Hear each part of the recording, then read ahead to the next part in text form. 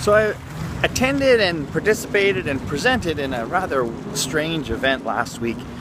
It was business people at schools, people that write your checks, that balance the books, that do that kind of thing. Brad and Lance and Kyle and I spent the day with them, among other things, building hovercrafts and talking about the way learning has changed and just sort of an immersed experience in new learning, if you will.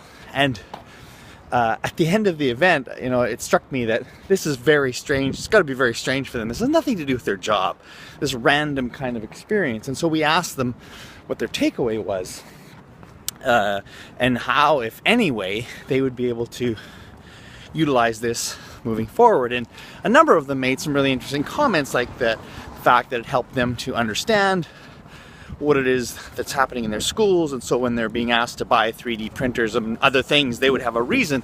And secondly, they talked about how it, just the whole notion of working in teams and collaboration is something they need to think about more. And I thought about two things. I thought about, first of all, the how often we as adults and as educators put ourselves in a position where we're not just out of our comfort zone, but learning things that don't seem to have anything to do with what we're doing, and finding value in that.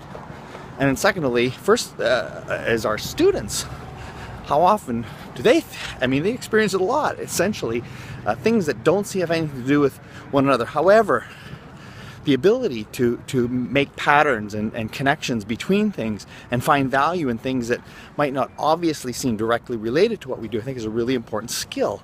And I read somewhere it's one of the skills of the new workplace, and people that can do that are at such an advantage. So I just wondered, how often do we, first of all, take value in things that just aren't really in our wheelhouse? And second of all, how do we help our students make the connections between those things that don't apparently seem to be immediately relevant and related to their lives? So just a couple questions. I'd love to hear your thoughts.